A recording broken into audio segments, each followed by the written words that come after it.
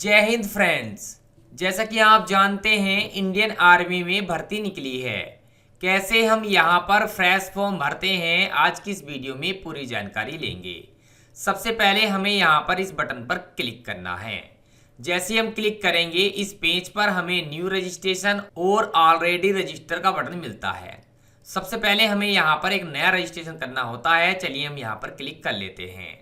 जैसे हम क्लिक करते हैं इस बॉक्स में ये कह रहा है कि हमारे यहाँ पर आधार कार्ड, 10वीं की मार्कशीट, फोटो, सिग्नेचर, आधार कार्ड में मोबाइल नंबर अपडेट और यहाँ पर एड्रेस की हमें आवश्यकता पड़ेगी। चलिए हम यहाँ पर कंटिन्यू वाले बटन पर क्लिक कर देते हैं। जैसे हम क्लिक करते हैं हमारे सामने यहाँ पर दिशा निर्देश आ जाते हैं। चलिए मैं यहाँ पर कंटिन्यू वाले बटन पर क्लिक कर लेता हूँ और यहाँ पर हमें आधार और 10वीं की मार्कशीट की आवश्यकता होगी। मैंने आधार कार्ड वाले बटन पर क्लिक करके इस बटन पर क्लिक कर दिया। जैसे हम क्लिक करेंगे हमें यहाँ पर आधार नंबर फिल करना होता है। इस कैप्चा कोड को देख करके हमें यहाँ पर इस बॉक्स में डाल देना है और यहाँ पर नीचे नेक्स्ट वाले बटन पर क्लिक कर देना है। जैसे ही हम नेक्स्ट वाले बटन पर क्लिक करेंगे हमारे आधार में रजिस्टर मोबाइल पर एक ओटीपी आ जाएगा। उस ओटीपी को देख करके हमें यहाँ पर डाल देना है और कंटिन्यू वाले बटन पर क्लिक कर देना है। जैसे ही हम कंटिन्यू वाले बटन पर क्लिक करते हैं सबसे पहले हमें यहाँ पर राज्य चुनना होता है। जो भी हमारा राज्य है हम यहाँ पर चुनेंगे। उसके बाद यहाँ पर हमारा आधार नंबर ऑटोमेटिक आ जाएगा और यहाँ पर हमारे आधार कार्ड से हमारा नाम भी आ जाएगा। जी हाँ दोस्तों, ध्यान रहे आपका नाम आपके आधार कार्ड में मैच होना चाहिए। यहाँ पर मालूम कर रहा है कि आपका आधार कार्ड में आपका नाम बिल्कुल मैच है, तो मैं यहाँ पर यस वाले बटन पर क्लिक कर लेता हूँ क्योंकि हमारा नाम पूरी तरह से मैच है। अगर आपका नहीं है तो आप यहाँ पर नो वाले बटन पर क्लिक करेंगे। यहाँ पर मालूम कर रहा है कि आपके पिताजी का नाम आपकी 10वीं की मार्कशीट के बिल्कुल सेम है। जी हाँ, मेरा यहाँ पर पिताजी का नाम बिल्कुल सेम नहीं है, तो मैं यहाँ पर 10वीं की मार्कशीट से देख करके अपने पिताजी का नाम बिल्कुल सही यहाँ पर डाल देता हूँ जो हमारे 10वीं की मार्कशीट में लिखा हुआ है। उसके बाद नीचे वाले ऑप्शन में हमें यहाँ पर अपनी माताजी का नाम भरना है। जो भी हमारी 10वीं की मार्कशीट में माताजी का नाम है हम यहाँ पर डाल देते हैं। अब हमें यहाँ पर अपने जेंडर को देखना है और अपनी जन्मतिथि को सही से देख लेना है क्योंकि ये सभी जानकारी हमारे आधार कार्ड से फैच होती हैं। अब यहाँ पर मालूम कर रहा है कि आपकी जन्मतिथि आपके 10वीं की मार्कशीट के अनुसार है या नहीं है। चलिए मैं यहाँ पर यस वाले बटन पर क्लिक कर लेता हूँ क्योंकि हमारी जन्मतिथि हमारे 10वीं की मार्कशीट के अनुसार बिल्कुल सही है। अब हमें यहाँ पर अपनी ईमेल आईडी को दर्ज करना है। ईमेल आईडी को दर्ज करने के बाद हमें यहाँ पर अपना मोबाइल नंबर भी दर्ज करना है और यहाँ पर नीचे वाले बॉक्स में टिक करना है। अब हमें इस कैप्चा कोड को देख करके इस बॉक्स में डालना है और सबमिट वाले बटन पर क्लिक कर देना है। जैसे ही हम सबमिट बटन पर क्लिक करते हैं हमारे रजिस्टर मोबाइल पर एक ओटीपी चला जाता है। उस ओटीपी को देख करके हमें यहाँ पर डाल देना है। इस कैप्चा कोड को देख करके इस बॉक्स में डाल देना है और सबमिट वाले बटन पर क्लिक कर देना है। अगर आपका ओटीपी नहीं जाता है तो आप अगेन जनरेट ओटीपी पर क्लिक करके अपना ओटीपी दोबारा से अपनी ईमेल आईडी पर सेंड कर सकते हैं। जैसे ही हम सबमिट वाले बटन पर क्लिक करते हैं हमारे सामने यहाँ पर पर्सनल डिटेल और कॉन्टैक्ट डिटेल का फॉर्म ओपन हो जाता है। हमें यहाँ पर अपनी जानकारी पहले से ही प्रीफिल मिल जाती है। केवल हमें अपनी जानकारी को सही से यहाँ पर चेक करना है। अपनी जानकारी को सही से चेक करने के बाद यहाँ पर हमें एक ऑप्शन मिलता है वैवाहिक स्थिति। इस ऑप्शन में हमें यहाँ पर अनमैरिड, मैरिड या जो भी आप हैं यहाँ पर सेलेक्ट करेंगे। उसके बाद हमें यहाँ पर अपनी हाइट को सेलेक्ट करना होता है। मैं फिलहाल 170 यहाँ पर सेलेक्ट कर लेता हूँ। अब हमें यहाँ पर अपना डिस्ट्रिक्ट चुनना है। डिस्ट्रिक्ट चुनने के बाद हमें यहाँ पर अपनी तहसील को भी चुन लेना है। उसके बाद हमें यहाँ पर अपनी क्वालिफिकेशन को सेलेक्ट कर लेना है। जो भी आपकी हाईएस्ट क्वालिफिकेशन है आप यहाँ पर सेलेक्ट करेंगे। उसके बाद यहाँ पर आप सेलेक्ट करेंगे कि आप अपेयरिंग हैं या पास हैं। जी हाँ दोस्तों, मैं यहाँ पर पास हूँ तो मैं यहाँ पर पास वाले बटन पर क्लिक कर लेता हूँ। उसके बाद आपको यहाँ पर अपना बोर्ड सेलेक्ट करना है। उसके बाद आपको यहाँ पर अपना स्टेट सेलेक्ट करना है। स्टेट को जैसे ही आप यहाँ पर सेलेक्ट कर लेंगे उसके बाद यहाँ पर हमें अपने 10वीं की मार्कशीट का सर्टिफिकेट नंबर या रोल नंबर हमें यहाँ पर दर्ज करना है। नीचे वाले ऑप्शन में ये मालूम कर रहा है कि आपने पहले से ही फॉर्म डाल रखा है या नहीं डाला है। तो हम यहाँ पर बिल्कुल फ्रेश फॉर्म भर रहे हैं, इसलिए हम यहाँ पर नो वाले बटन पर ही रहने देते हैं। उसके बाद हमें यहाँ पर अपना एक पासवर्ड बनाना होता है। जल्दी से हम यहाँ पर एक पासवर्ड चुन लेते हैं। आप स्क्रीन पर आ रहे पासवर्ड की तरह अपना पासवर्ड बना सकते हैं।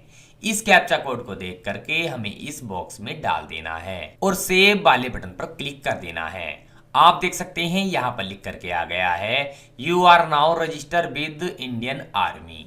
चलिए हम यहाँ पर गो टू होम वाले बटन पर क्लिक कर लेते हैं और अपने यूजर नेम यानी जीमेल आईडी और अपने पासवर्ड से लॉगिन कर लेते हैं। जी हाँ दोस्तों, ऑटोमेटिक यहाँ पर लॉगिन हो गया है।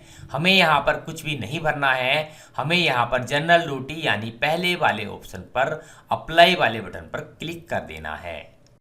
जैसे ही हम अप्लाई वाले बटन पर क्लिक करते हैं हमें यहाँ पर ओके वाले बटन पर क्लिक करना है और सभी दिशा निर्देशों को सही से पढ़ना है और कंटिन्यू वाले बटन पर क्लिक करना है।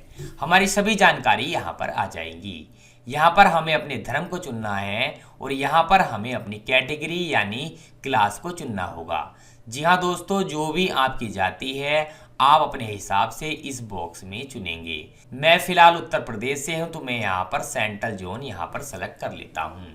उसके बाद हमें यहाँ पर एक फोटो और सिग्नेचर की आवश्यकता पड़ेगी। ध्यान रहे फोटो 5 KB से 20 KB तक का होना चाहिए और सिग्नेचर 5 KB से 10 KB तक के होने चाहिए। जल्दी से हम फोटो और सिग्नेचर को बना लेते हैं और यहाँ पर अपलोड कर लेते हैं। आप देख सकते हैं हमने यहाँ पर फोटो और सिग्नेचर आसानी से अपलोड कर लिए हैं। चलिए हम यहाँ पर सेव एंड कंटिन्यू वाले बटन पर क्लिक कर लेते हैं। अगर किसी अभ्यर्थी को फोटो और सिग्नेचर अपलोड करने में कोई समस्या आ रही है तो आप इस वीडियो के नीचे कमेंट करें। हमें आपकी कमेंट का उत्तर देने में बेहद खुशी होगी। जैसे हम क्लिक करते हैं हमें यहाँ पर अपने पूरे एड्रेस को भरना है। जैसे हमारी मकान संख्या, एड्रेस, ग्राम, सिटी, स्टेट आदि सभी जानकारी हमें यहाँ पर डालनी होती है। उसके बाद अगर आपका परमानेंट और प्रेजेंट एड्रेस सेम है तो आप यहाँ पर टिक करेंगे और सेव एंड कंटिन्यू वाले बटन पर क्लिक करेंगे। जैसे हम सेव एंड कंटिन्यू वाले बटन पर क्लिक करते हैं अब यहाँ पर हमसे खेल और एनसीसी का डिप्लोमा मांग रहा है। हमारे पास यदि है तो हम यहाँ पर यस करके उसका नंबर भरेंगे। अगर हमारे पास नहीं है तो हम यहाँ पर नो वाले बटन पर ही क्लिक रहने देंगे। उसके बाद यहाँ पर हमें इस ऑप्शन को खाली ही छोड़ देना है क्योंकि हम इस कैटेगरी में नहीं आते हैं। इस ऑप्शन को हमें यहाँ पर खाली ही रहने देना है। यहाँ पर मालूम कर रहा है हाईएस्ट क्वालिफिकेशन। उसके बाद यहाँ पर मालूम कर रहा है ड्राइविंग लाइसेंस। हमारे पास नहीं है तो मैं यहाँ पर नो पर क्लिक कर देता हूँ और सेव एंड कंटिन्यू वाले बटन पर क्लिक कर लेता हूँ। जैसे ही हम क्लिक करते हैं हम यहाँ पर क्वालिफिकेशन पेज पर आ जाते हैं। सबसे पहले ऑप्शन में हमें यहाँ पर 10th सेलेक्ट करना है। उसके बाद अपना बोर्ड सेलेक्ट करना है। बोर्ड सेलेक्ट करने के बाद कौन से सन में आपने 10वीं पास की है हमें यहाँ पर सेलेक्ट कर लेना है। उसके बाद हमें यहाँ पर 10वीं का रोल नंबर यहाँ पर डालना होता है। नीचे वाले ऑप्शन में हमें यहाँ पर सर्टिफिकेट नंबर भी यहाँ पर डालना होता है। ऐड वाले बटन पर क्लिक करना होता है। जैसे ही हम ऐड वाले बटन पर क्लिक करते हैं हमारी जानकारी यहाँ पर आ जाती है। अब हमें सब्जेक्ट वाइज उनके नंबर भरने होंगे। जल्दी से हम यहाँ पर सेलेक्ट वाले बटन पर क्लिक करके सबसे पहले सब्जेक्ट सेलेक्ट कर लेते हैं। जी हाँ दोस्तों, सबसे पहला सब्जेक्ट है हिंदी। मैं यहाँ पर हिंदी सेलेक्ट कर लेता हूँ। हिंदी सब्जेक्ट को सेलेक्ट करने के बाद पहले ऑप्शन में हमें 100 में से कितने नंबर मिले हैं हमें यहाँ पर भरने हैं। दूसरे बॉक्स में हमें 100 भरना है और यहाँ पर ऐड रो वाले बटन पर क्लिक कर देना है। अब दोबारा से हमें यहाँ पर दूसरा सब्जेक्ट सेलेक्ट करना है। जितने नंबर उस सब्जेक्ट में हमारे आए हैं हमें यहाँ पर दर्ज करने हैं। उसके बाद हमें यहाँ पर 100 दर्ज करना है और ऐड रो पर क्लिक करना है। ध्यान रहे यहाँ पर हमें 5 सब्जेक्ट सेलेक्ट करने होते हैं। उसके बाद हम यहाँ पर सेव एंड कंटिन्यू वाले बटन पर क्लिक करना है। जैसे ही हम सेव एंड कंटिन्यू वाले बटन पर क्लिक करते हैं हमें यहाँ पर अपने एग्जाम सेंटर को चुनना होता है। ध्यान रहे हमें यहाँ पर 5 एग्जाम सेंटर चुनने होते हैं। जल्दी से हम अपने सभी एग्जाम सेंटर आसानी से चुन लेते हैं। एग्जाम सेंटर चुनने के बाद यहाँ पर मालूम कर रहा है कि आप खुद से फॉर्म भर रहे हैं, जनसेवा केंद्र से फॉर्म भर रहे हैं या कोई और आपका फॉर्म भर रहा है।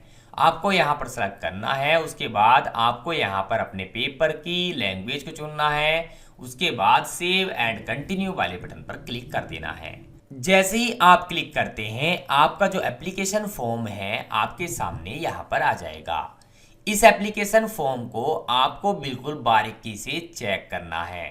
अगर आपको इस एप्लीकेशन फॉर्म में कोई गलती लगती है तो आप एडिट वाले बटन पर क्लिक करके इस फॉर्म को एडिट कर सकते हैं। अगर आपको लगता है आपके द्वारा भरे गए फॉर्म में कोई भी गलती नहीं है तो आप यहाँ पर पे वाले बटन पर क्लिक करके अपने पेमेंट को पे करेंगे। चलिए मैं जल्दी से पे वाले बटन पर क्लिक कर लेता हूँ। जैसे ही हमने पे वाले बटन पर क्लिक किया हमें यहाँ पर ओके वाले बटन पर क्लिक करना है। अब हमारे सामने पेमेंट पेज ओपन हो जाएगा। हमें यहाँ पर अपना मोबाइल नंबर दर्ज करना है, अपनी ईमेल आईडी को दर्ज करना है और प्रोसीड वाले बटन पर क्लिक करना है। जैसे ही हम प्रोसीड वाले बटन पर क्लिक करते हैं हम यहाँ पर QR code, UPI, net banking, credit card, debit card आदि की मदद से यहाँ पर आसानी से पेमेंट कर सकते हैं। मैं यहाँ पर यूपीआई के माध्यम से अपना पेमेंट जल्दी से कर देता हूँ। चलिए हम कुछ देर इंतजार कर लेते हैं। आप देख सकते हैं यहाँ पर हमारा पेमेंट सक्सेसफुल हो गया है। हमारी पेमेंट आईडी भी हमारे सामने आ गई है। चलिए हम ओके वाले बटन पर क्लिक कर लेते हैं। जल्दी से इस कैप्चा कोड को देख करके यहाँ पर डाल देते हैं और वेबसाइट में दोबारा से लॉगिन कर लेते हैं। यूजर नेम, पासवर्ड इस कैप्चा कोड को इस बॉक्स में डालना है और सबमिट वाले बटन पर क्लिक करना है। जैसे ही हम सबमिट वाले बटन पर क्लिक करते हैं, हिस्ट्री एप्लीकेशन वाले बटन पर क्लिक करते हैं, आप देख सकते हैं यहाँ पर हमने सफलतापूर्वक अपना फॉर्म भर लिया है। यहाँ पर सबमिटेड लिख करके भी आ गया है। जी हाँ दोस्तों, 48 घंटों तक आप अपने इस एप्लीकेशन को कैंसिल कर सकते हैं और आपके जो पैसे हैं 15 दिन में आपके खाते में ट्रांसफर हो जाएंगे। जल्दी से हम व्यू वाले बटन पर क्लिक करके अपने एप्लीकेशन फॉर्म को देख लेते हैं। आप डाउनलोड रिसिप्ट पर क्लिक करके अपनी ऑनलाइन कटी हुई पैसों की रसीद भी डाउनलोड कर सकते हैं। चलिए मैं व्यू वाले बटन पर क्लिक कर लेता हूँ। जैसे हम व्यू वाले बटन पर क्लिक करेंगे यहाँ पर हमारे पास पीडीएफ वाला एक बटन मिलता है। जैसे ही हम इस पीडीएफ को डाउनलोड करके ओपन करते हैं तो हमें यहाँ पर अपनी जीमेल आईडी को दर्ज करके यानी अपनी यूजर आईडी को दर्ज करके इस पीडीएफ को ओपन कर लेना है। जी हाँ दोस्तों, आप देख सकते हैं फाइनली हमारी पीडीएफ हमारे सामने आ गई है। जो भी हमने अपने एप्लीकेशन में जानकारी भरी है यहाँ पर हमारे सामने आ जाती है। अगर आपको लगता है कि आपके फार्म में कोई गलती हो गई है तो आप दोबारा से अपने फॉर्म को एडिट कर सकते हैं। तो फ्रेंड्स, उम्मीद करता हूँ मेरे द्वारा दी गई जानकारी से आप अपना फॉर्म आसानी से भर लेंगे। फिर भी यदि आपको फॉर्म भरने में कोई परेशानी या दिक्कत का सामना करना पड़ रहा है तो आप इस वीडियो के नीचे कमेंट करें। हमें आपकी कमेंट का उत्तर देने में बेहद खुशी होगी। मिलते हैं फ्रेंड्स अपनी एक और नई वीडियो के साथ। तब तक के लिए जय हिंद, जय भारत।